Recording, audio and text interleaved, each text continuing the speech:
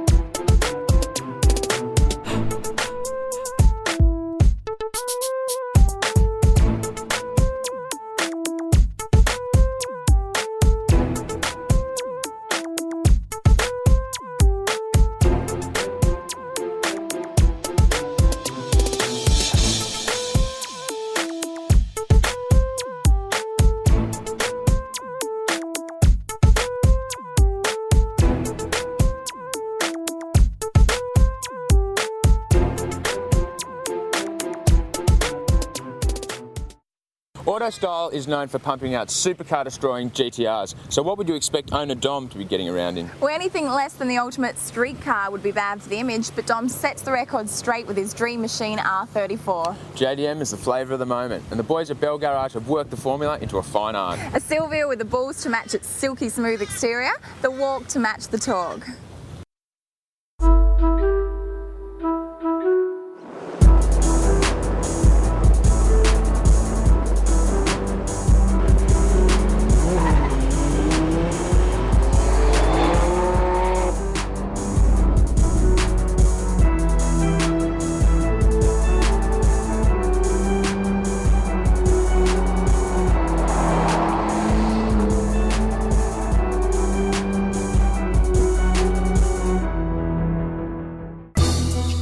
Dominic Russo is the owner of Autostyle Performance Cars, which specialise in selling high-performance machines. They have a reputation for bringing over some of the toughest GTRs from Japan, finishing them off and selling them here. Dom has owned some of the fastest and most powerful GTRs in the country, so what, you ask, would satisfy all of his needs as a daily driver.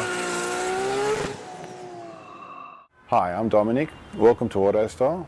I'm going to take you guys for a run in my daily driver R34 GTR V-Spec.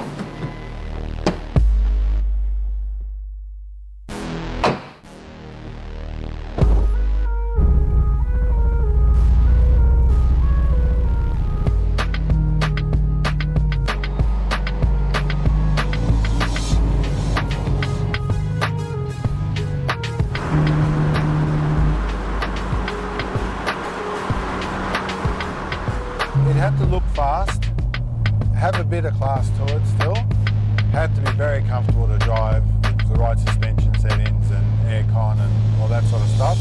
And being used to all the sort of high-powered stuff that I'm used to, it had to really move.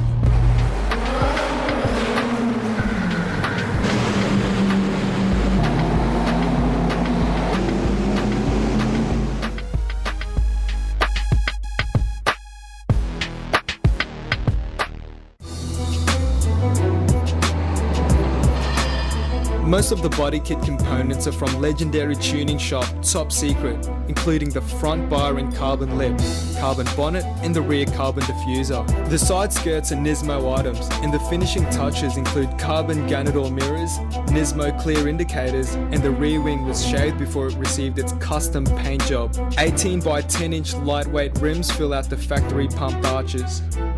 Being a daily driver, Dom wanted the interior to be comfortable, so Recaro Raptor seats were retrimmed in black Italian leather and Alcantara. When sitting in Sydney traffic, in-car entertainment is important, so there's an in-dash DVD CD player with TV and fold-out 7-inch screen. Alpine 6-inch speakers front and rear provide the tunes, while a kicker ramp hidden in the boot with a Fusion 12-inch sub provides the bass. The interior is encrusted with gauges, as Dom's R34 is fitted with the Nismo upgraded display monitor. I drive a lot. This thing, on average, you would average between 700 and 800 k's a week. actually pulled 1,300 k's last week, but so it's definitely on the streets. Lifting the hood reveals an engine bay that seems relatively mild by GTR standards, but don't be fooled. The RB26 is packing upwards of 800 flywheel horsepower. Awesome response, and the top end power is still amazing. The engine work was originally carried out in Japan by HKS Kansai, but the exact specs of the internals still remain a mystery. Regardless, it's had no problem handling upwards of 1.9 bar of boost from the HKS GT 2530 turbos. What was that, you ask? That's right, 1.9 bar or 28 pounds of boost from the small but lethal turbos. The real serious power, obviously you always have to rev them a bit, it still probably happens about 3,500, 4,000 RPM, but it pulls all the way to 9,000 RPM. Dom installed new Jun camshafts when the car arrived and dialed them in with OS Gaiken cam gears. The bolt-on items aren't extreme, but they get the job done. HKS pod filters are attached to larger Z32 airflow meters and HKS intake pipes. So judging off other vehicles that we've come across on the streets, it would have to be in the 10-second bracket. Surprisingly, the exhaust manifolds are standard, but the wastegate actuators are now crazy 1.3 bar HKS items, and the turbos dump into HKS dump pipes, in-pull front pipes, and a 3.5-inch titanium exhaust system. Even with the European exotics, they still can't come close to matching the sort of performance this has. A HKS piping kit and 4-inch thick truss intercooler keep intake temps in check. An upgraded in-tank pump feeds the juice up to a twin-entry fuel rail, housing SARD 720cc injectors, and there's also a SARD fuel rig. The potent combo is controlled by an Apexi Power FC, which was tuned by horsepower legends Croydon Racing Developments.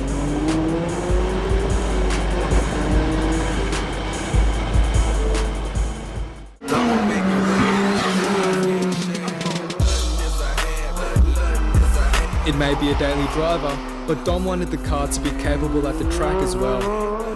The car has top secret bracing everywhere, including the strut brace and massive chassis braces. This, combined with aftermarket sway bars and exotic Aragusta coilovers, means the GTR is right at home on the racetrack.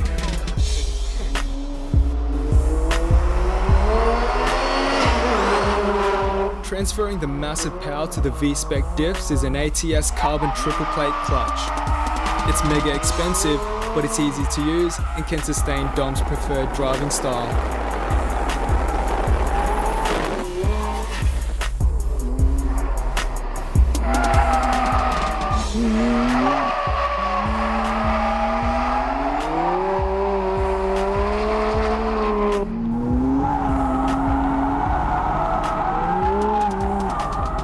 The brakes are currently the standard Brembo items with truss pads and braided lines, but will soon be upgraded to endless items.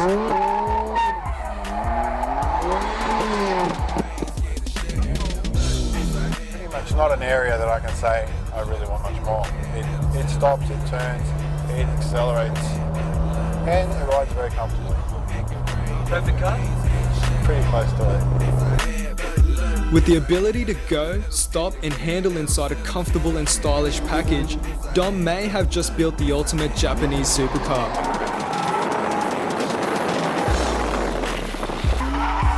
But no matter how good a car is, there's one thing Dom loves to do with them the most: drive them. All this was done with the car in 4-wheel drive mode, showing just how good Dom is behind the wheel of a GTR.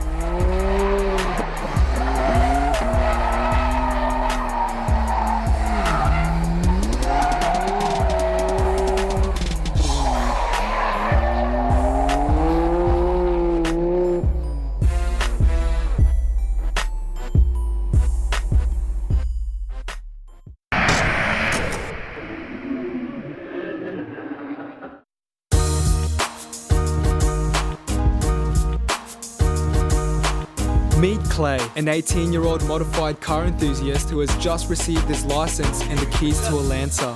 He is about to purchase his first mod. Yeah, mate, you can't go wrong with Wayland blowers. Do you see what's happening here? Clay has no idea what he's doing. Before you buy that blow-off valve for your naturally aspirated vehicle, log on to motoractive.com.au and do your research from the start. Save time, money, and above all, heartbreak. Just ask any true modifier.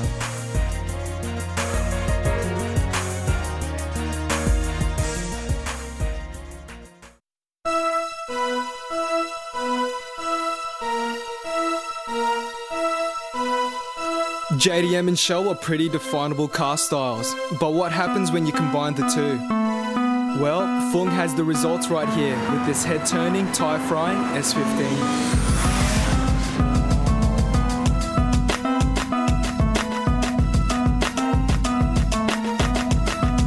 Hi, my name is Fung. I'm 25 years old and I'm from Sydney, and this is my S15. Fung is one of the owners of renowned tuning shop Bell Garage. When Fung picked up this already modified S15, he didn't hesitate pulling it apart and turning it into a perfect demo vehicle for the business. By using the right tools for the job, the S15 still makes for a tasty daily driver. I chose the S15 because it looks good, it's very slick, it's easy to mod, and it's a good everyday driver. When you're representing your own workshop, you need to be able to pop your hood with pride and have some mumbo to back it up. Fung's engine bay combines top quality JDM parts with a show quality finish. The SR20 was rebuilt tough with forged internals by the Bell Garage crew, and the head was filled with HKS valve gear. A Garrett GT3082R provides a compromise between power and response, and it sits on a custom manifold with a Turbo Smart Pro Gate. The Screamer pipe was modified to give the car a unique sound. The turbo draws air through an epoxy air filter inside a custom airbox and cools through a G-ready front mount kit. There's also a hyper-tuned throttle body along with a Blitz blow-off valve, helping in the airflow department. Extra power requires extra juice, so a Bosch in-tank pump feeds SARD 850cc injectors and a SARD fuel reg. Extra power also brings extra heat, so a Trust oil cooler kit, alloy radiator and air diversion panel was installed. The electronics have been beefed up with split fire coil packs, and a Blitz ID3 boost controller helps out the Apex Power FCD Jetro, which eliminates the need for an airflow meter.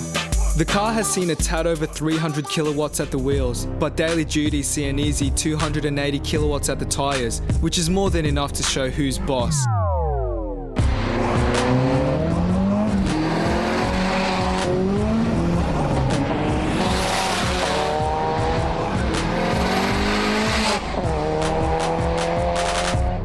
The SR20's newfound power has already broken one 6-speed gearbox, and the current one is helped out by an ORC hyper single plate clutch. The mechanical diff has a shorter ratio, which combined with the 6 speeds close ratios, gives the S15 awesome acceleration on the street.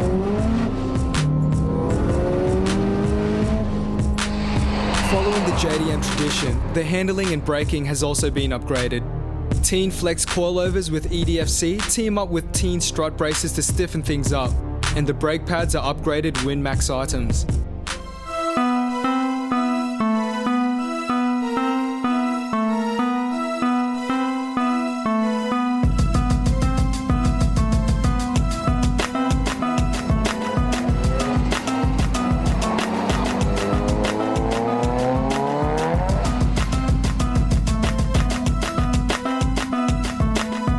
Fung actually bought the car with the exterior and the interior already done, saving him a bit of money.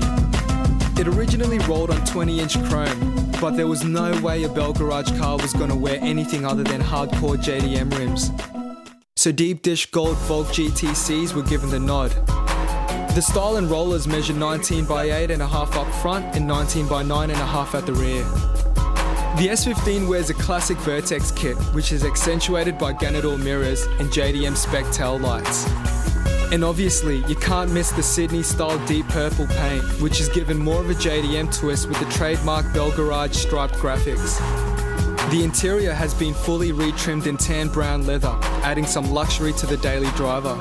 A truss gear knob along with a mix of odometer, Defi and Blitz gauges, pivot turbo timer and shift light, and the Blitz ID meter add some JDM spec in the cabin.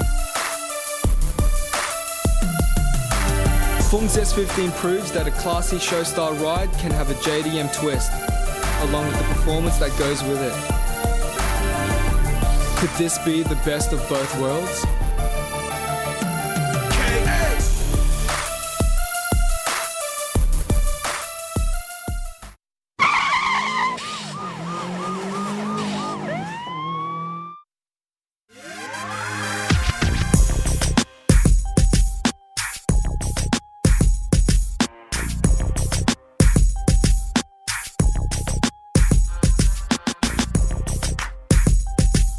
Exquisite Customs. From custom body modifications, airbrushing, paint and panel, to full custom interiors and complete audio installs, to suspension, wheels and tyres. Australia's first and only one-stop shop for all your customisation needs. www.xcustoms.com.au. With so many top rides coming out of Western Australia, we thought it was time to take another trip across the Nullarbor.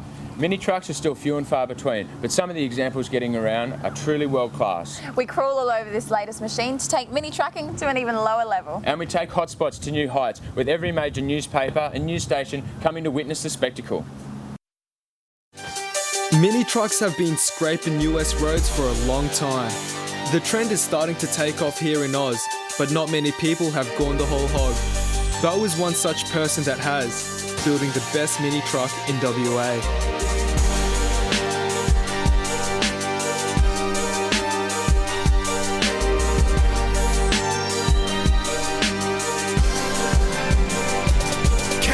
How you going? I'm Bo, I'm 20 from Perth, and this is my off-tap 99 Courier. Mini trucks are all about style. Bo picked up the 99 Ford Courier with the paint job already done, but that was never going to be enough. Oh, at first I'd only bought it to hell around my bike, and then wasn't meant to go this far. The extra step probably came from like everyone saying your truck's so sick, you know, Perth don't have many good trucks going around. Having something what standed out so good, I thought, oh, I might as well go the whole way. The Courier's exterior is pure lowrider. Everything was shaved, including the door handles, locks, wiper jets, indicators and fuel flap. The tray was welded up before being fitted with 69 Cadillac rear lights. A new number plate recess was made up and it was all smoothed over. A custom hardtop was also made for the Courier. It is now covered in the beer pure white with WRC blue over the top and custom pinstriping for the quintessential mini truck look. TKO Tinting put together the crazy custom tint job. I've had 4 different tint jobs on the car. It's just like something different. You know, everyone's pretty much expecting me to have a new tint every show what I roll to now. Everyone's sort of waiting to know what I'm doing.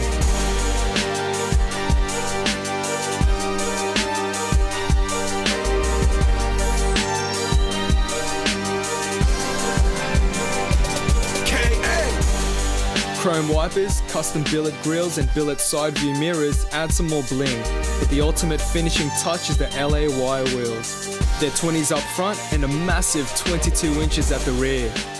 The wires were pretty hard to get in, you know, they took 3 to 4 months to get in. They came from US, got them through Tech 9 tyres. There is my car and Brett Wilkinson's VIP Merc what's got them. They're the only legit LA wires. Besides that, no one else has got them. A mini truck needs to be low, but to be a real mini trucker, you have to be able to lay spark. Everyone tends to think that real men lay rubber, but I tend to think that real men lay chassis. So yeah, I like sparks hanging out the back of my car. Bo had one of his mates weld custom plates onto the bottom of the chassis, which enables him to throw spark whenever he feels the need to sink to the lower level. To get a ute that low requires the chassis rails to be cut out and modified, which is called a notch. Bo had Wilkinson's put in an 8-inch notch before fitting Slam Specialties airbags and KYB short body shock absorbers all round. There's a 5-gallon air tank in the tray and all of the valves and lines along with the compressor are hidden under the car. A 57-litre fuel cell and Bosch 044 fuel pump also had to be installed in the tray. Wilkinson Suspension also fabricated the 4-link suspension, custom shortened the diff and cut out the bottom of the tray to make the 22s fit when the Courier is slammed on the deck.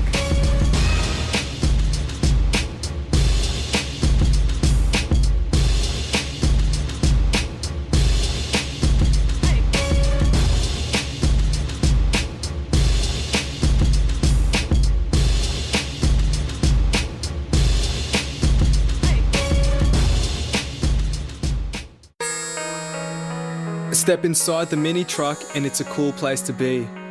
The seats have been reshaped and retrimmed, along with the custom bench seat in burnt orange leather.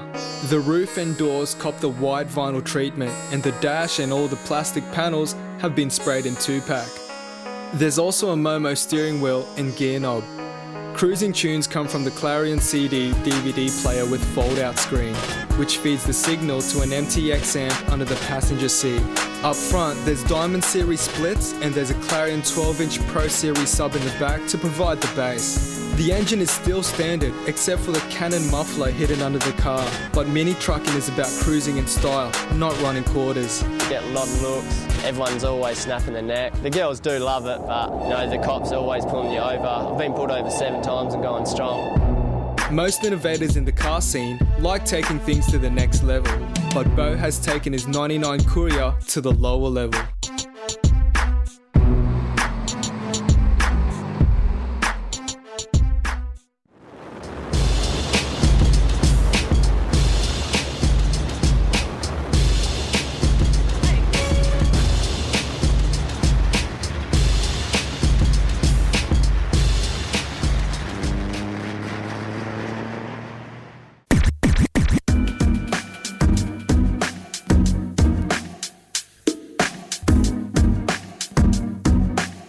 Freestyle magazine, motoring, fashion, music.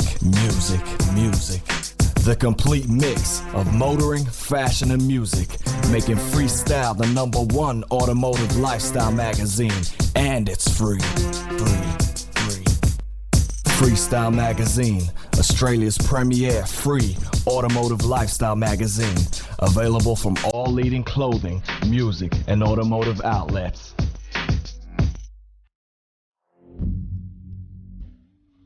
Our last hotspot feature in Perth had remained our largest to date, but this time, when the word spread that ignition was coming again, the Western Australian car scene came out in force and blew the last hotspots out of the water.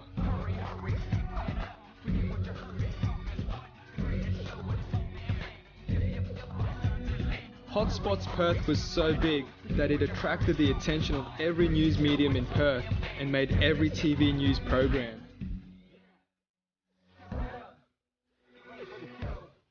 We're back in Perth for hotspots, and since our last trip here, I haven't seen one as big, but the people from Perth have taken it one step further again. As you can see behind me, tonight is absolutely massive.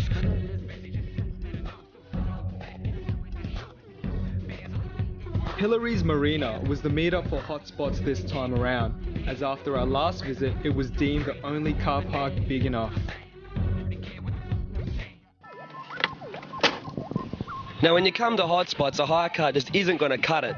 So one of my old friends from way back in the day, Marky Marks, hooked me up and given me his WRX wagon for the night. And as you can see, it's pretty cool. Jet black, shaved, slammed on 19s, the scissor doors, the full leather interior, the big system. So tonight, ignition's rolling in style.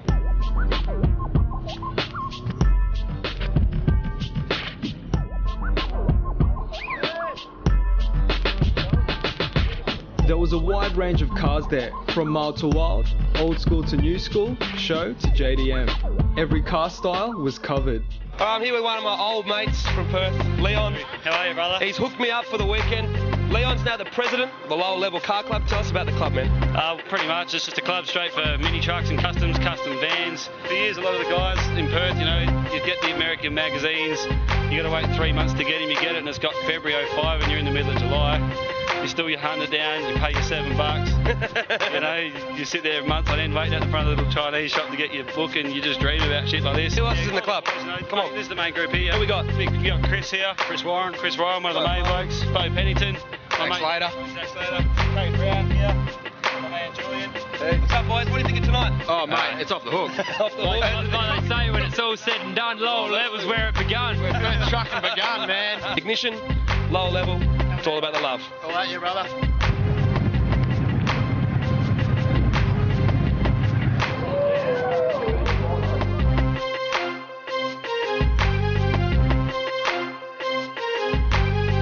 There were people everywhere and the atmosphere was friendly as the entire Perth car scene came together. This is what I'm talking about. That is a thing of beauty. An R34 and an R32 GTR sitting together nice and pretty all on their own. All right, I'm here with Dennis in this hot RX3. Mate, one of your buddies told me that I have to get over here and check this thing out. He said it's one of the top 10 and a few different car shows around the place, so tell us a little bit more about it. I've been building this thing 4 years. Just got a licence probably 17th of January this year, and took it first. Car outing was motivation, and it made the top 10. It's running a TO4E with a 152 rear exhaust housing, custom-made 3-inch manual bend exhaust system. I'm Dennis's brother, mate. I just want to congratulate my brother on 5 years of hard work and effort, and I'm glad his car made the top 10, and yeah, all the best. All right, I'm here with Melissa, and her and her partner run the Chosen Few Car Club. There's a few cars here. How many cars are in the club all up? About 25. 25, and what sort of cars are in the group? Is it a mixed bag, certain types, or? No, a bit of everything, mainly Subarus, WRXs.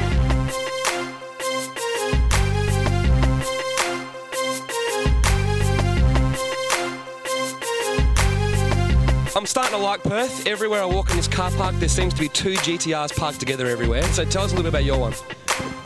It's just actually had a new motor put in. It's running HKS GTSS turbos. It basically holds together and you can give it a bit of a beating and not have to worry about it too much. We're here with Jossie and Coos. Boys, tell us about the club. Well, basically it's a half car club, half computer club. We were sick of just all the stereotypical clubs out there.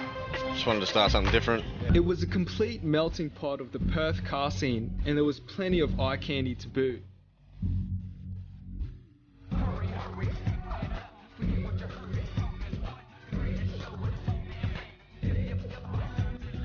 Well, we're here with Louise. How are you going tonight? Not too bad. What do you think of this turnout here for tonight? Pretty awesome. Now, all your friends said I've got to come and look at a Hyundai Excel, and I must admit, I haven't looked at one in a long time, but then someone yelled out it's turbo. I've got a lot of respect for that, so tell us a little bit about this car. Yeah, I bought it last year and then kind of got ripped off, so I've done it again. New turbo and stuff. And system got stolen, so now it's replaced as well. Does it surprise a lot of people when you're driving around, when they see a girl driving an Excel with a couple of G-Ready and Blitz stickers, and do they... No, and then I go off and I do blow off because I have loud blow off and they jaws drop. There were also a heap of familiar faces. All right, we caught up with Adrian again, mate. Haven't seen you in a little while. And the car, the feature's all out. Were you happy with the feature? Yeah, good feature. Quite impressed. My mum and I bought like 4 copies of it. So things going well then? Yeah, getting there. Still working on the car. So. You're Adrian's girlfriend, are you? Yes, that's correct. So you're into the cars too? Yes, I've got a 180SX SR20 too. This is like the picture perfect couple here. 2 186s each. That's what dreams are made of for guys now. Now I'm here with Scotty from Tech 9 Tyres. Mate, I knew this car had a good engine bay, but everyone said come check it out again. This thing is now off its head. Tell us what you've done since I last saw it and what's left to go, man. It doesn't look like there's much left to go. There's only a little bit of painting left. Other than that, just got to run it in and get a tune done. Now, what do you think of tonight, man? I've never seen it this big, man. This is insane. So you own Tech 9 Tyres over here in Perth, and I heard they're making a pretty good name for themselves over here. I'm seeing the sticker everywhere, so tell us about the shop a little bit. Pretty much got started about 2 years ago.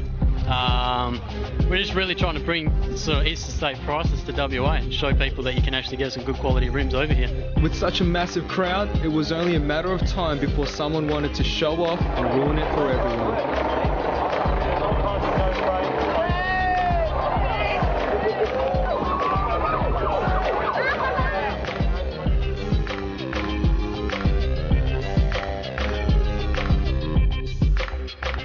But in the end, it was a night to remember as ignition went large in WA.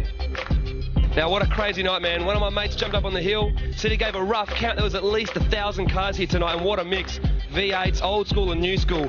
Obviously heaps of imports here tonight. Skyline seemed to have ruled supreme. Plenty of Rexes as well. So it's been a good mix of cars, even a few old school roaders thrown into the mix.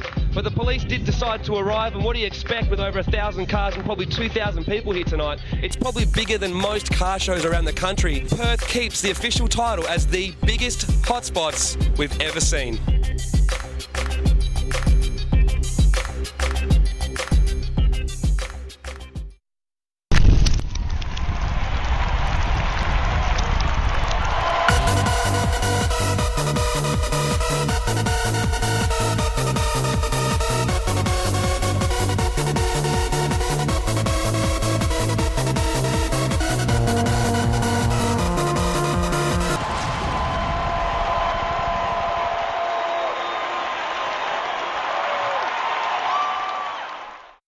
His name's Mad Mike, and he's climbing the drift ranks on his way to world domination. He's a crowd favourite with the Kiwis due to his lunatic antics behind the wheel, and he's planning on taking on our best before hitting the big league in the States. And after that, it's mini jam time of the year again. The drag boys have put on a serious show to get the year rolling. Plenty of smoke, plenty of noise, and of course, plenty of girls.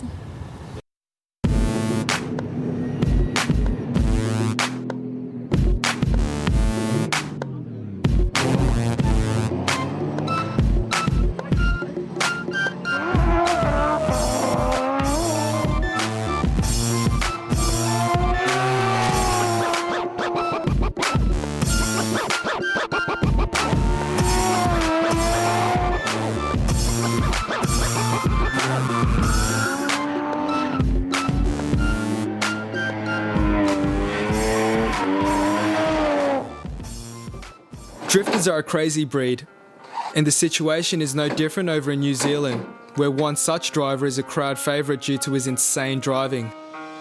He is Mad Mike. I'm Mad Mike, 26 years old, tackle the RX-7 you see in front of you in the Drift Series of New Zealand. Mad Mike is a living legend amongst the rotary community, having owned over 25 of them. Started racing when I was 6, just doing motocross events and stuff. By the age of 17, I was doing freestyle motocross demos. After breaking just about every bone in my body, decided to try to keep myself on ground zero. So yeah, built a full-size drift machine and campaigned that. This Series 6 RX-7 wears the same firstly number plates that have adorned many of Mad Mike's crazy cars. And proving it's a crowd favourite, it won the Castrol Edge NZ PC Performance Car of the Year competition. The RX-7 is now one of the most identifiable import cars in New Zealand.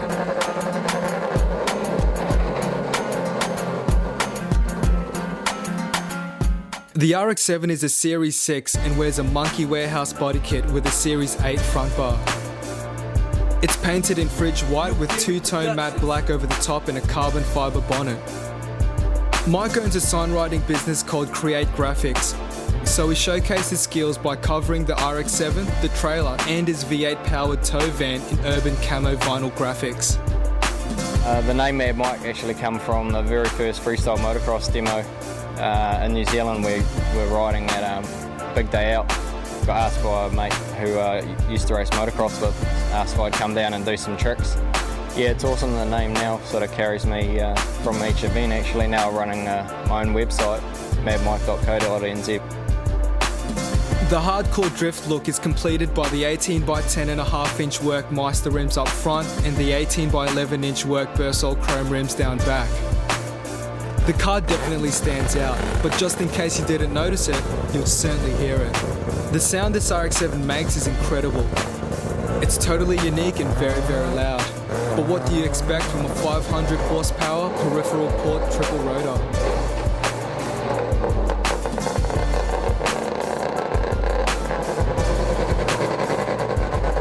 I think the noise of the triple rotor pretty much is the purr, having that third rotor, just it screams but it purrs.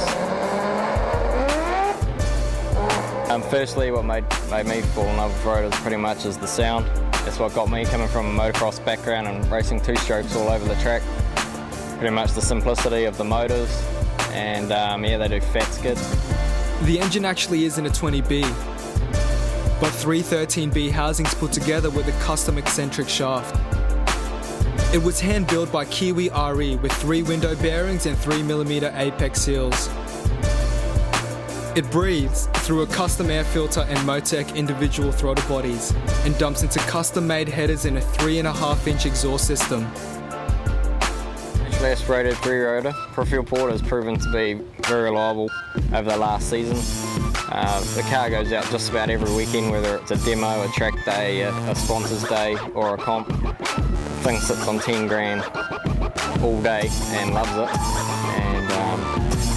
And we've had like Nissan guys ask how often we rebuild the motor each season, and yeah, the truth, we haven't touched the motor. We just service it every round. We do oil change and stuff like that. But thing loves to skid.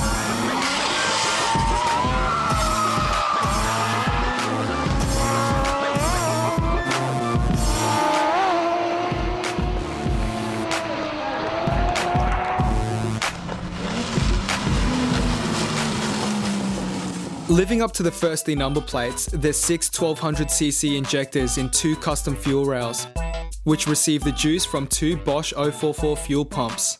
The cooling system comprises a custom alloy radiator, Davies Craig electric water pump in the factory twin oil coolers.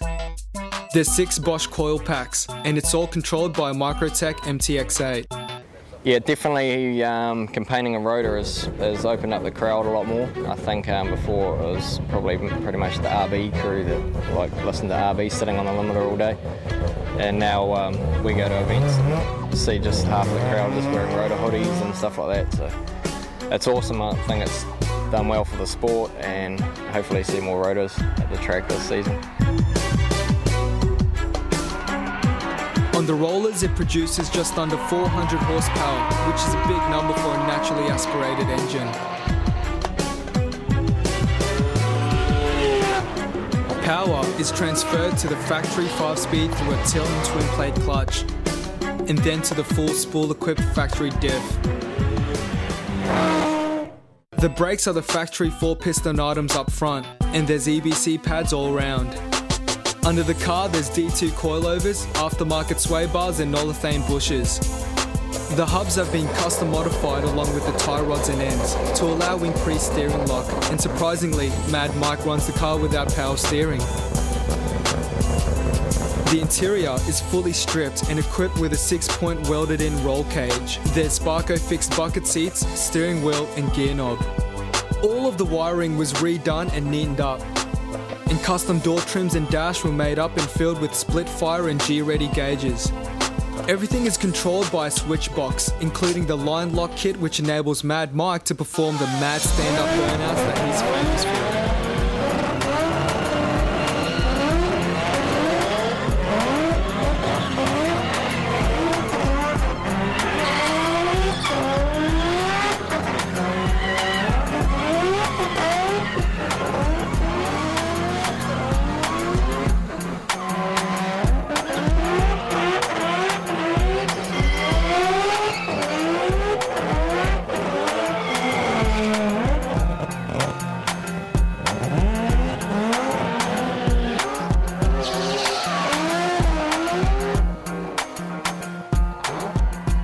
Won Performance Car of the Year, and that entitled us to a trip to Oz and to a Drag Masters event, which hopefully we'll be able to go over and see a drift event, and if we're allowed we'll bring the car over and hopefully get a wildcard entry or something, and we'll show you Aussies how to drift a real car over there. Mad Mike's popularity is in part due to his crazy driving.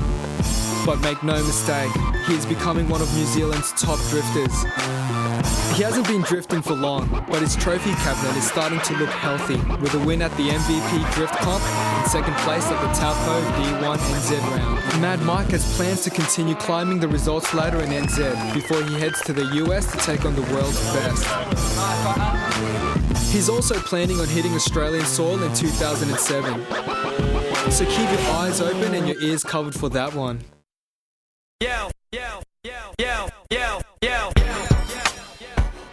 Check it out, guys. We told you we'd have our ears to the streets. And guess who's got the latest Rimbos to hit town?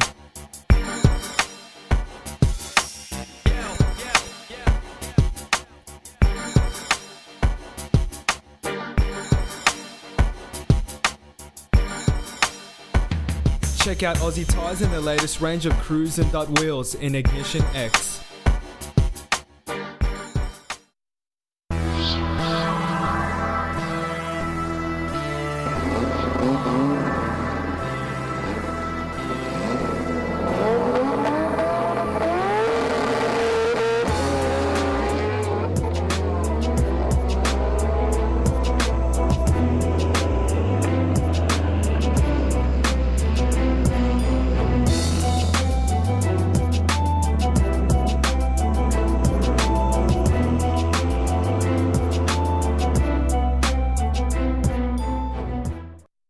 We're here at Willowbank Raceway for the Toyo Tyres sponsored Mini Jam, a one-day and night drag racing event.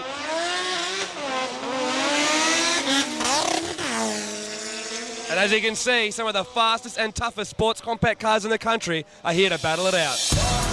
Mini Jam is based on the same formula as the famous long-running Jamboree event, but is held over one full day and night. It is also the third round of the Sport Compact Group drag racing series. Toyo Tyres have come on board as the major sponsor. They continue to support the sports compact and high-tech car scene in Australia, backing both drifting and drag racing.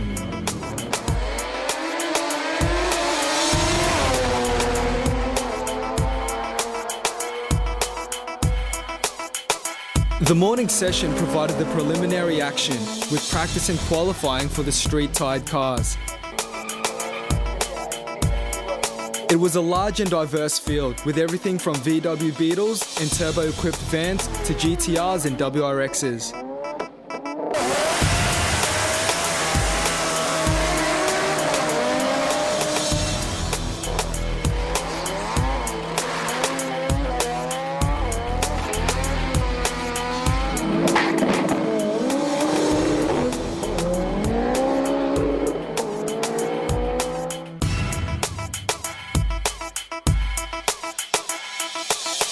Theo Woolett's 8-second Castrol-sponsored GTR was at it again, but mechanical gremlins during qualifying put him out for the weekend. Friendly rival Mark Jacobson in the NPC-backed R32 GTR stepped up from street rear-wheel drive to super mod and managed to take the win. Alright, I'm here with Mark Jacobson from Godzilla Motorsport. Mate, I've looked under the hood. Obviously, stuff's changed a little bit since your ignition shoot, hasn't it? Yeah, mate, I've changed the smaller turbo to a GT 47, and it's got like a side pipe exhaust on it now, and it makes a fair bit more power, as you've sort of seen, but I'm having a bit of trouble with the gear shifts, and it breaks traction, quite hard off the line. Now, obviously, all the interior strip side pop obviously have changed categories. What made you want to change categories? I'm doing a lot of the tuning on Theo's car now. To race two cars in the same class is too hard, so I decided to split it up a bit, and it's a die-your-own class anyway, so I usually go right and die-your-own racing. So. What's your new personal best now with the new setup? It has run a 9:06 at 158. I'm pretty sure it should run 8, probably 880 or 890. Well, we're looking forward to it. It's another 2.6 in the 8s. Thanks, Mark. Okay, no worries. Thanks, man. Now let's jump on board with Mark for another low 9-second run.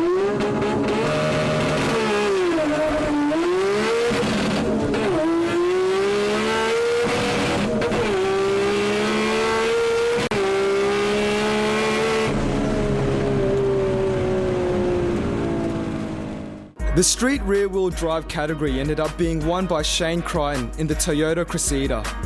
The front-wheel drive class was taken out by the Toyo Tyres-backed entry of Dave Homer in the turbocharged Suzuki Swift.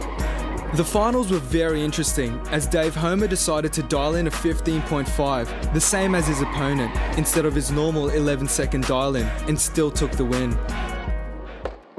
Trade stands and a show and shine gave spectators something to look at during breaks in the racing.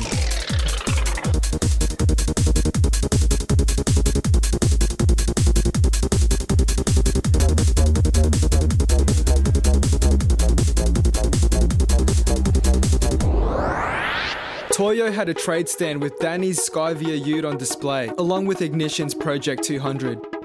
Well, I'm here with the big boss, Clinton Joyce from Toyo Tyres Australia. Mate, drag racing as well as drifting, tell us. The big boss, I don't know about that. Yeah, drag racing, I suppose, the sports compact. We're really involved in it in the US, so it just makes sense, I suppose, to be involved in it here in Australia. Europe's getting into it. Drift, drag, it's great, I love it. So are you sponsoring all of the series this year, or just a few of the events? Just a few of the events at the moment, and we'll hope we can go to the next level next year. The Toyo promo girls, Shanae and Stella, stole the show and were a crowd favourite all day.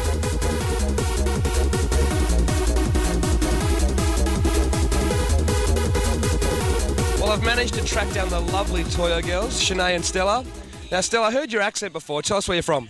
I'm from Germany. Now, I'm taking this as your first car event you've ever done. It is, and it was amazing. Now, Shanae, I know you've done a few of these events before. What do you think of this one? Awesome. Best fun ever. It was great. Do you like the racing here? Love it. It wouldn't be Mini Jam without plenty of girls. The $1 Million Babes put on a cracking show before the Mini Jam Babe and Bikini comps.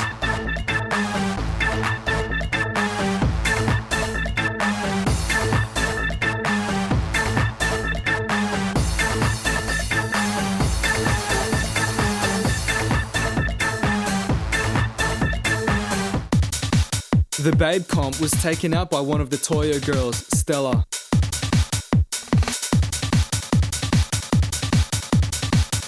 The bikini comp drew the crowds, and the judges helped provide some further entertainment.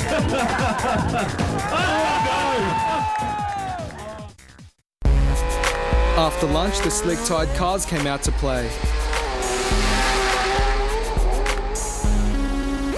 The extreme category saw some tough rotary and 4-cylinder powered rail dragsters.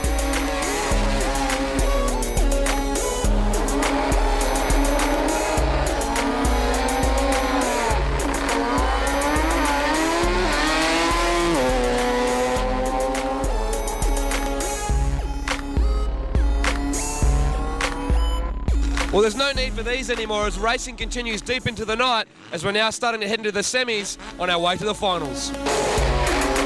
There were heaps of rotaries across the different categories, and the Street 289 category was hotly contested.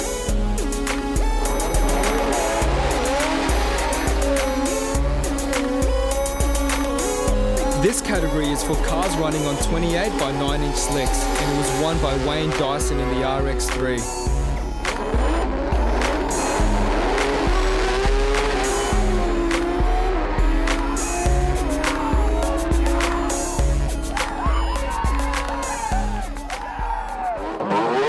The headline act is the Pro Turbo category.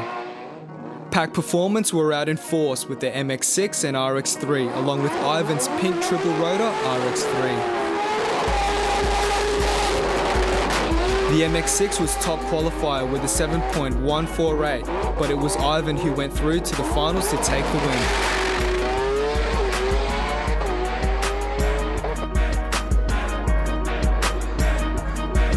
Ivan now leads the series coming into the 4th round.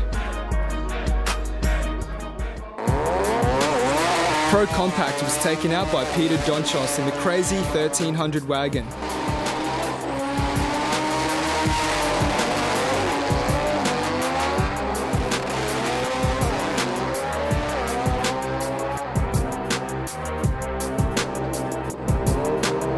It was a crowd favourite. Peter kept the boot in as the car got out of shape on almost every run.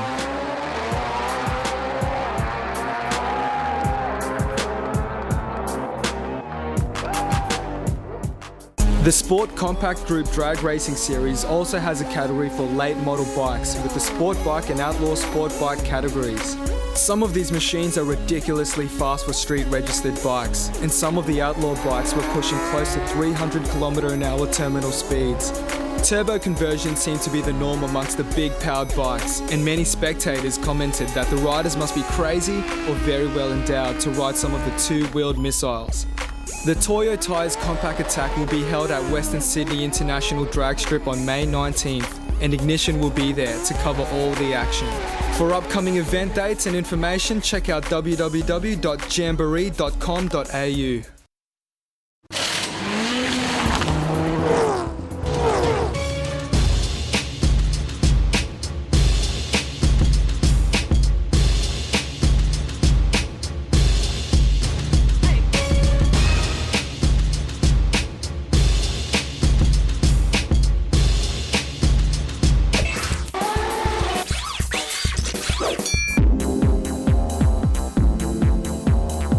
For the full lowdown on IBAC suspension, head to Ignition X.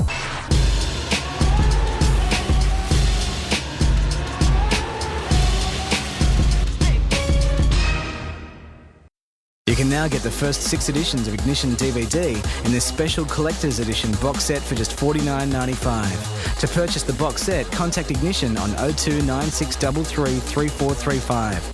Hit the website at ignitiondvd.com or email us at info@ignitiondvd.com. Faithful rotorheads will be stoked with the Obuzme RX7, a street car with plenty of persuasion on board. It is hot, almost as hot as the star of this month's model material, Christy Lee. Yeah, we found a contesting the Inside Sport model search, and she soon became a favourite in the Ignition offices. Official Ignition mascot? We wish.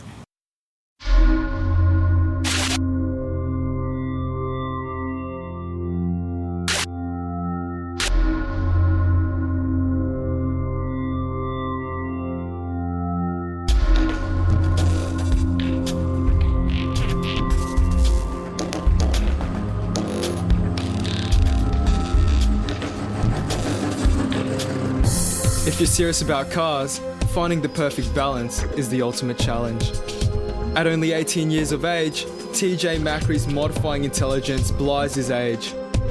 Owning 2 rotaries while growing up inspired the young rotor buff to build a third. As you can see, practice makes perfect.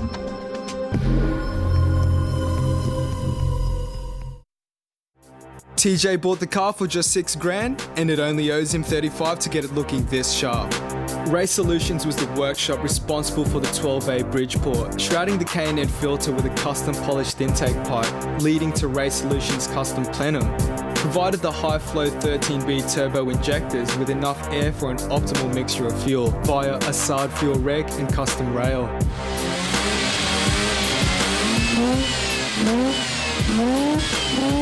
The rotary is a small little mill, but when you include a fat alloy oil cooler and a radiator in the bay, everything seems so snug in its place. Finally, the powerful Haltech E6X manages TJ's ignition and injection settings with real-time programming capabilities. Talk about injection perfection.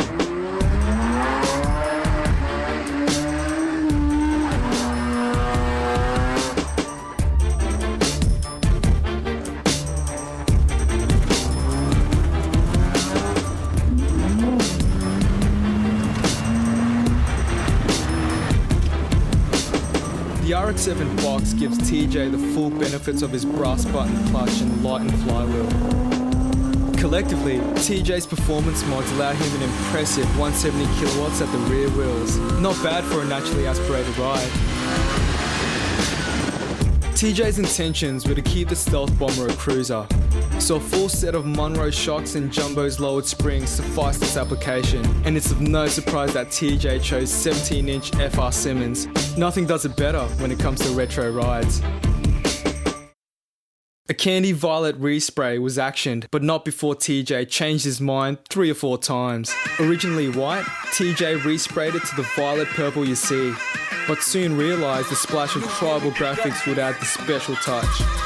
So once the orange to yellow fade tribal graphics were applied, a discreet 2-tone checkered purple layer finishes the exterior nicely. Take a look inside and you'll see a pair of Recaros retrimmed in yellow leather. Actually, the whole interior has been retrimmed in yellow hide, with the roof lining trimmed in yellow suede. Interior accessories include Sparko gear knob, Momo steering wheel, pedals and an entertainment system hosted by Pioneer. No sign of performance instrumentation? No worries, they're on the bonnet. Well, the buzz on the indicator says that TJ's RX-7 completes the streets by filling the void left by post-85 dominance.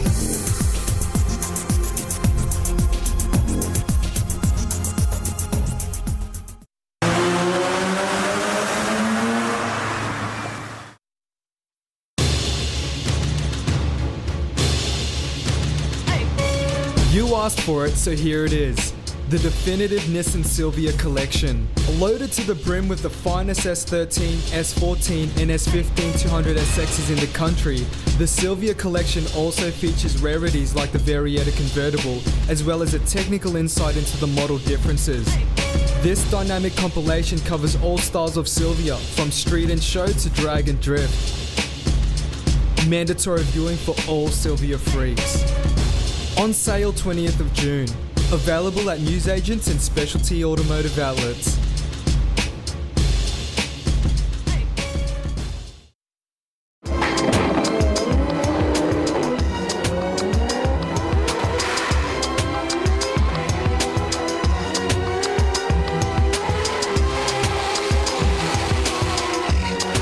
To see more hardcore action from Mini Jam, check out the event section in Ignition X.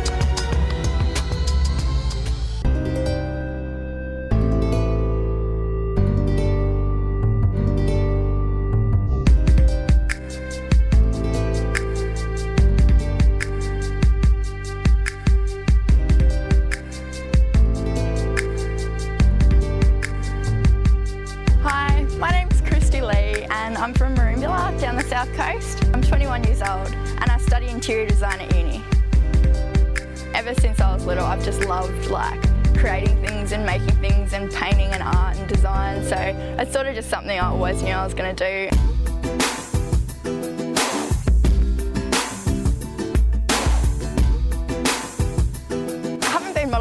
long. I started off just doing a couple of little things here and there for people, and then it sort of developed into I ended up doing a shoot for a magazine. But yeah, I'm sort of just seeing how it goes, seeing, you know, if I like it and if I get anything out of it, then great.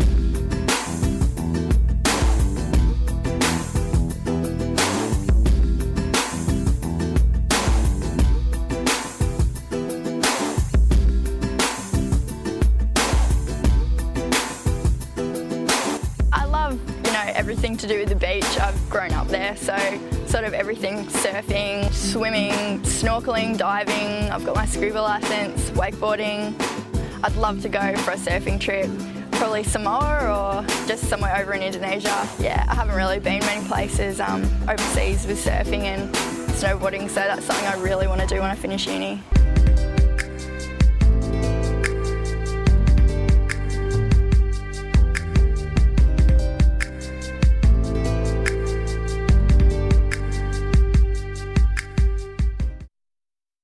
Get your monthly copy of Ignition DVD from newsagents, Autobarns, JB Hi-Fi and Easy DVD.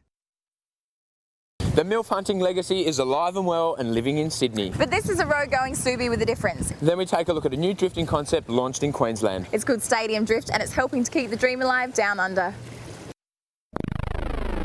The cult-like status and popularity of the WRX has often overshadowed its little brother, but the non-turbo Impreza is still a good piece of gear. It does have its advantages: lower purchase price, drastically decreased insurance and less police attention, especially when you're on your P plates. David knew this and set about building a head-snapping show car that could be driven every day.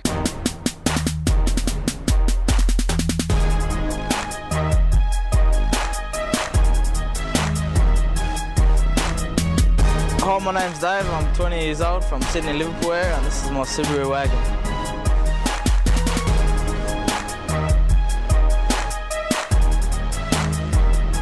I first bought the car for family reasons, because it was big and spacious and had big boot. And then I put a set of wheels on it, and then, you know, one thing led to another, and then, yeah, it looks like it is today.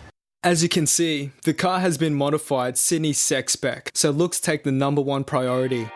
The only mechanical modifications are a custom intake pipe with a K&N filter and a custom 2-inch exhaust with an X-Force muffler to add a bit more bark. A heavy-duty clutch has also been installed. Helping in the handling department are petted shocks and lowered springs. But let's face it, the real reason they are there is to slam the car down to the deck over the 19-inch chromies.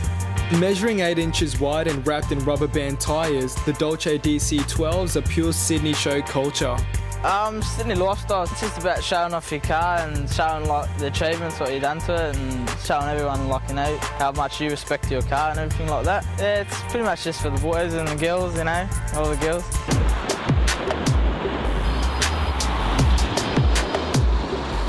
Big reaction. Like, I go to the city cruising, everyone come past and they go, "Oh, hectic plate, bro, that's hectic." A couple people go, "Oh, you know, why would you put that for, this and that?" And I just go, you know, don't be jealous, mate. But most of the people that come past, they smile and they beat their horn, this and that. The chicks love it, so yeah. You know, and like they go, "What'd you get it for?" I go, "I got it for my missus, this and that." And they're like, "Oh yeah." And they go, "So was your missus kind of a MILF?" And I'm like, you know, and they comment, "Yeah, mate." The body kit is full C West with front and rear lips and side skirts. A sex spec car needs to be bright to help attract the gaze of passers-by, and the custom hot orange with gold pearl does the trick. Adding a touch of something different is the carbon fibre bonnet. Looking past the bright exterior into the cabin, you can see the interior is just as bling. The Sparko seats and factory rear seats were retrimmed in purple leather, while the rest of the cabin copped a purple suede retrim. Sit back, look up, and check out the purple suede trimmed roof with the number plate and the target market embossed into the roof. There's also custom neon lights, custom gear knob, and blitz gauges on the dual A-pillar mount.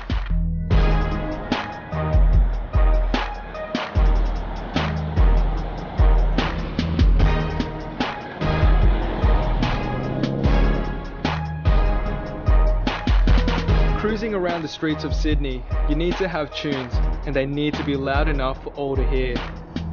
A Nessa in-CD DVD player with 7-inch screen sends the signal to the Pioneer and JVC amps. There's JVC splits both front and rear, And in the hatch, there's a crazy suede trimmed custom install, housing the amps and two 10-inch Pioneer subwoofers. So there you have it, a neck-snapping, practical show car that has all the quality that Subaru is known for.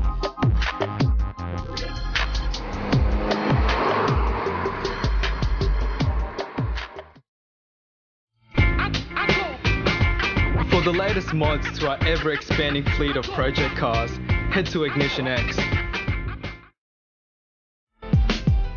Got a hot modified car you think's worthy of a feature in Ignition DVD?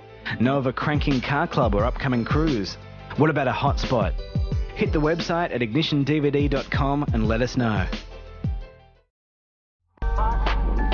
Raceline Promotions have been organising events at parklands on the Gold Coast for over 10 years. With the ever-increasingly popular sport of drifting, the Raceline team wanted to do something different. The Stadium Drift series has only just kicked off, but is already pulling big crowds and is a favourite with spectators and drivers alike.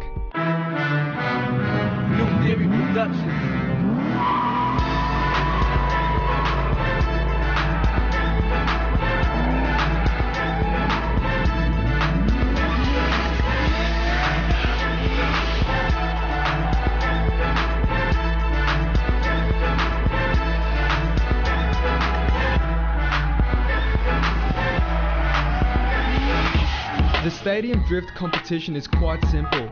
The invited cars and drivers have multiple practice sessions before having their qualifying runs before the final. The runs are solo due to the small tight layout of the track, and 3 judges score the runs. Queensland's best certainly put on a good show. Scuba Steve Sylvia was a crowd favourite on the night thanks to the smoke and flame show he put on. Mad Mick Tyler was as crazy as usual, this time drifting with a broken finger, which usually found its way out the window to keep him from hitting it on the steering wheel.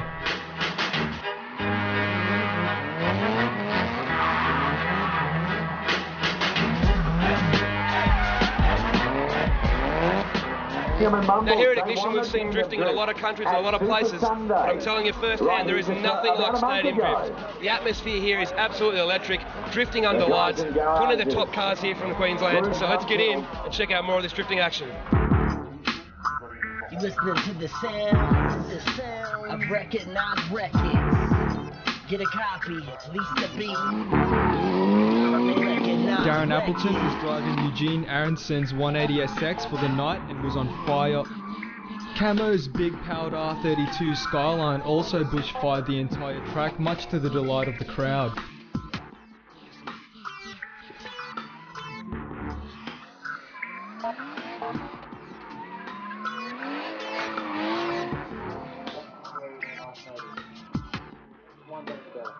Darren Appleton, hey. Mate, what's going on? Magically you've changed cars for the weekend, tell us. Well, Eugene said, hey, come and have a drive in my Sabre car and see what you think.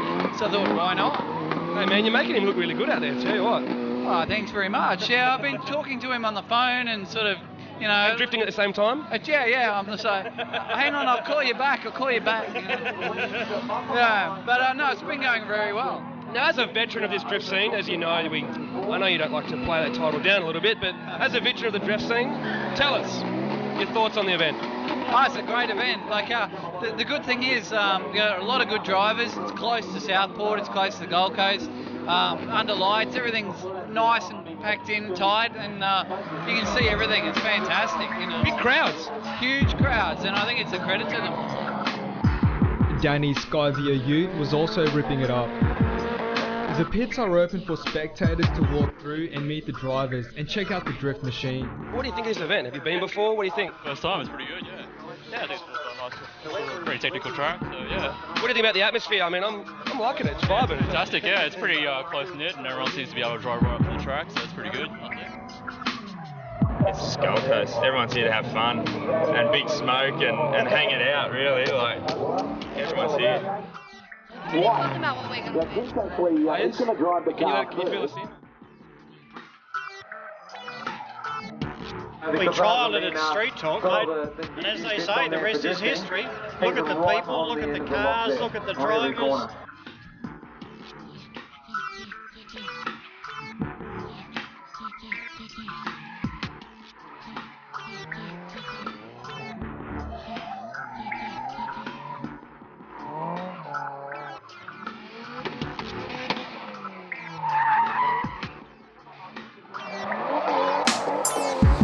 Entertainment during the breaks was provided by the mini motorbikes, and there was also a small show and shine in the spectator area.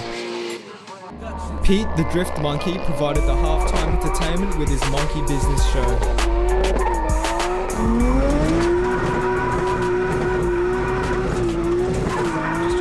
That's a bit different, you know, something that not many people have done before. You know, eventually in life I want to end up doing stunt driving, and you know, like this might be an avenue that sort of I can go down to get that ball rolling. Now the crowd was pretty happy with it. Could you hear the crowd while you were in the car? It's a little bit hard to hear anything over this car. It's a tad bit noisy, but no, I could hear some cheers. It was cool. I like it a lot. Yeah, it was good fun, man. At the end of the night, it was narrowed down to the final four. John Drift the Cane in the Laurel, Josh Young in the Sabre Nankang Sprinter, Darren Appleton driving the Sabre Nankang 180SX, and Adam Gibbs in his immaculate S13 Silvia.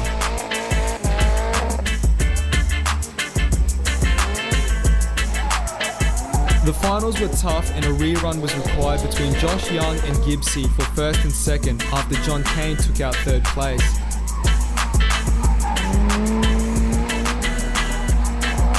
The runs were almost faultless, but in the end, Gibbsy took out the night.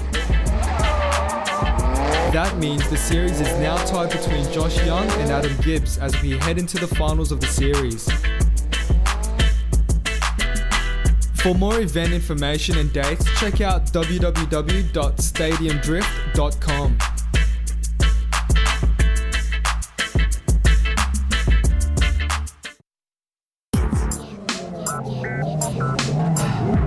For more sideways action from Queensland Stadium Drift, head to Ignition X.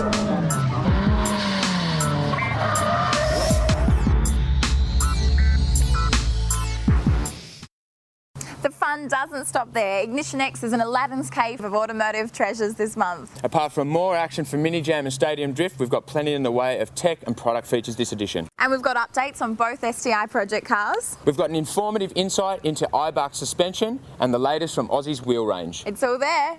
See you next time round. Bye.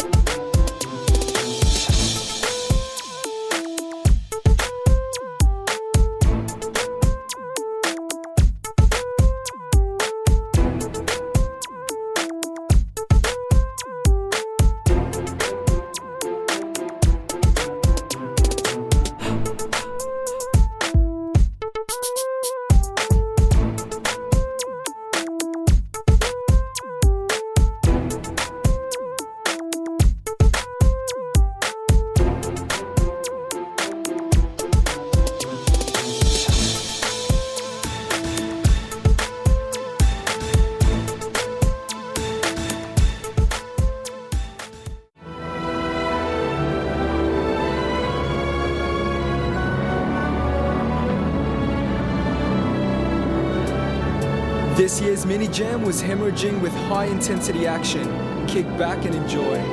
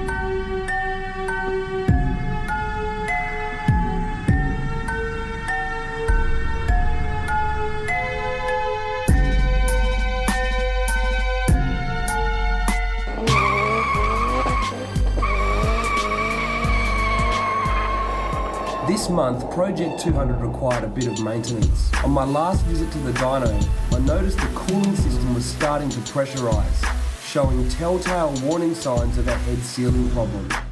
Although the car still drove fine, I didn't want to risk an expensive engine, so I took it up to Millennium Motorsports to strip it down.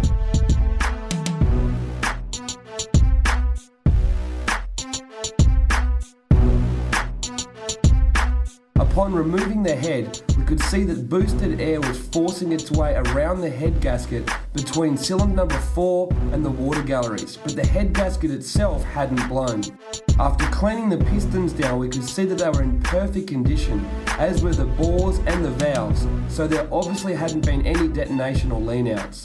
The head was then sent away to be machined, and the engine builder noted that the head twisted slightly at the rear, causing the problem.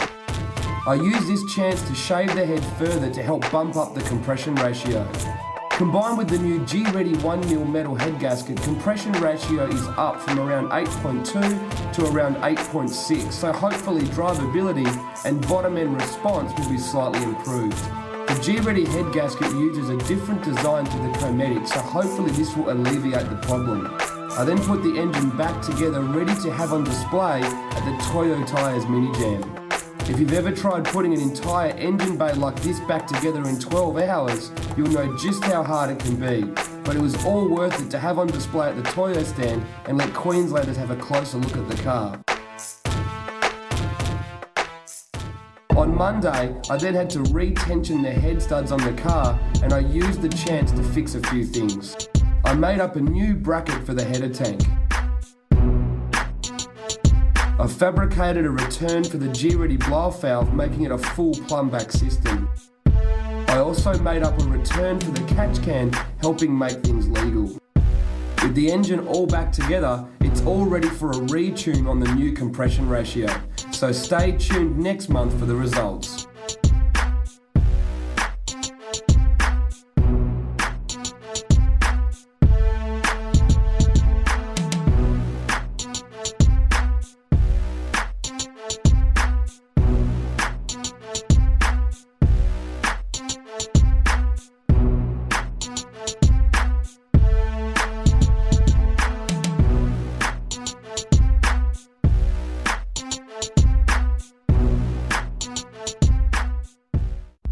Being a 1999 model, the suspension on advertising manager Nick's STI was starting to get a bit shabby.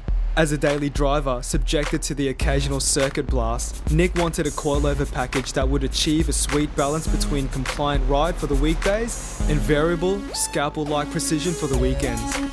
We took the car to renowned Subi specialist Brett Middleton of MRT, where it was decided a set of teen adjustable coilovers were the best solution for Nick's requirements. Hi, I'm Brett from MRT Performance. What we're doing today is fitting some new coilover shock absorbers to Nick's car from Ignition DVD.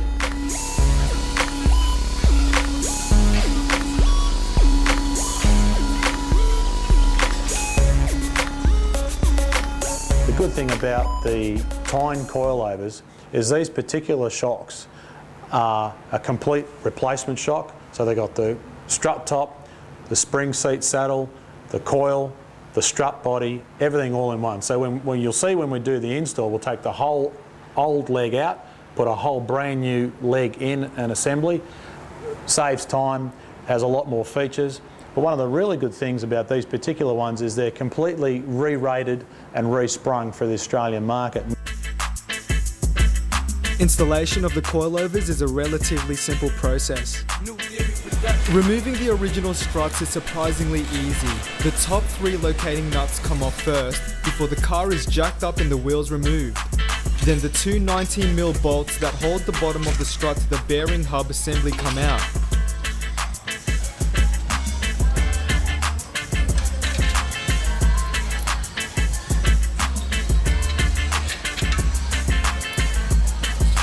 Once the clips and brackets that support the brake hoses and ABS sensor are loosened, the top bolts are removed and the strut can be removed from the car. Okay, this is the strut top, and in a Tyne strut it's fully adjustable. On the top here we have the adjustable shock rate which controls the damper, bump and rebound.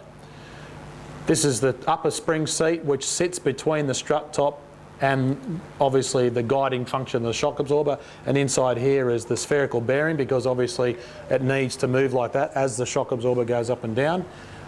This is the helper spring which keeps the spring fully captured on full travel so you don't get any spring rattle.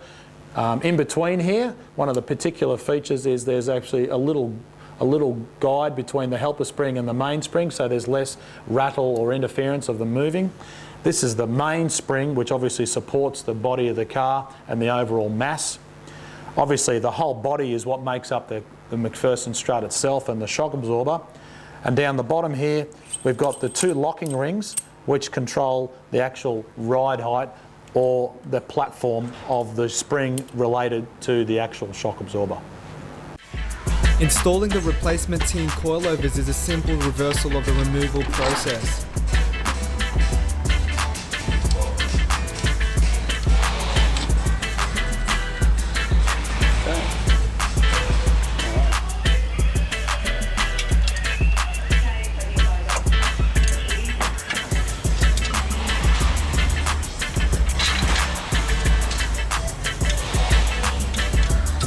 Reconnecting the ABS is a simple reversal of the dismantling process.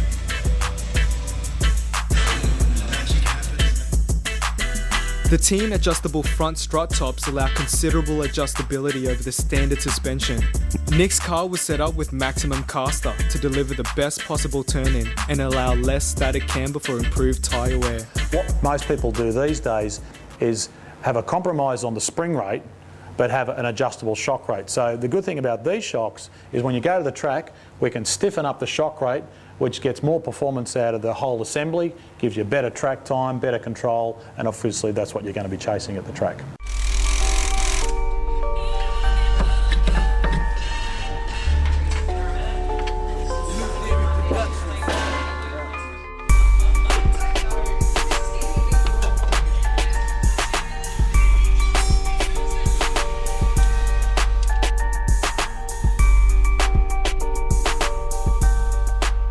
Overall, it's a very reliable package.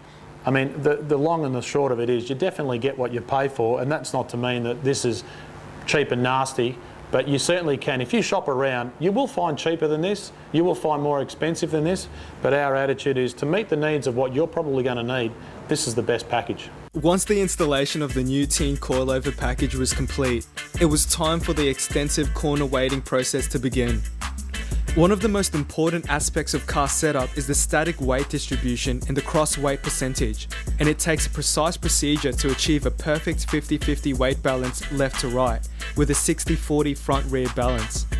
While many people think coilovers are simply for slamming a car on its guts, their primary purpose is to allow you to tune optimum weight balance into your car, improving the consistency in the handling so the balance and feedback of the car is identical when banking hard in both directions. A static weight distribution is the weight resting on each tyre contact patch with the car at rest and the exact guise it will hit the circuit.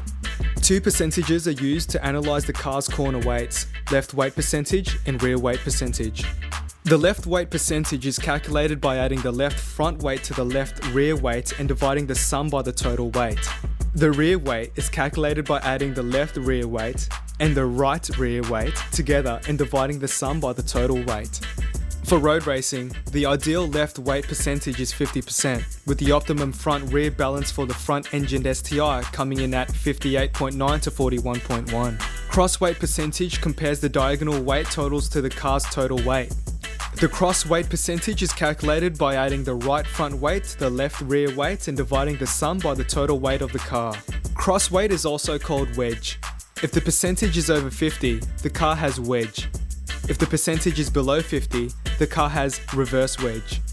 The whole procedure can take around 4 hours, and achieving a perfect 50-50 left-right weight balance and 60-40 front-rear weight balance is a finicky and time-consuming job. Now all that's left is to head to the next MRT track day to put the new teens through their paces.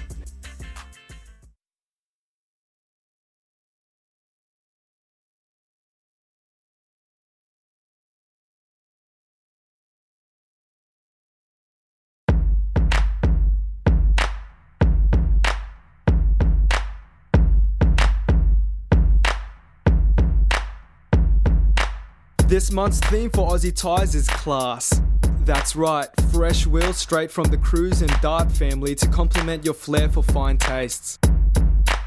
Featured on such prominent cars as Anthony's 20B powered 350Z, versatility is already there, whether you cruise Euro or JDM. All that's required is for you to choose which set of wheels you want to roll with.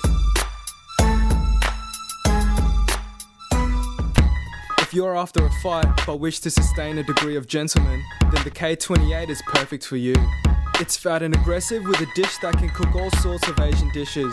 Designs like this only come once in a blue moon, where even the most enthused track whores salivate at the sight of such curves.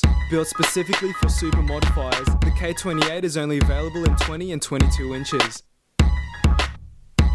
The K33 is the latest addition to the lineup, but will soon shed its rookie status. Built to rub shoulders with the K28, these wheels are available in 20, 22, 24 and a generous 26 inches. Dish as deep as it gets with black inserts, customizable to any theme. Say hello to the sensual D69, designed with European inspiration. Perfect for beamers and compressors, the D69 has catered for the Japanese show market as well, with interchangeable adapters to suit your colour scheme. 20 and 22 inches is how you'd find them, along with a wide grin on your face once you see how they look on your ride. The Dart D66 has been forecasted to wreak havoc on the streets just as the Gestalt Diamond 3s did. Designed for both street and show warriors, the D66 comes in 18 and 20 inch sets. It's been a while since a wheel of this caliber has blessed our shores, so let's make sure it receives a warm welcome. Classically double spoke to enhance any show car, the Dart D68 epitomizes class. Available in 18, 20 and 22 inches, the team at Aussie Tyres ensured that all rides of every nature have a chance at the Dub Foundation. That's it, you've just witnessed the next generation of wheels to hit 2007. Get into gear and see how these rims fare on your ride at your nearest Aussie Tyres. Check out www.aussietyres.com.au for your quickest route.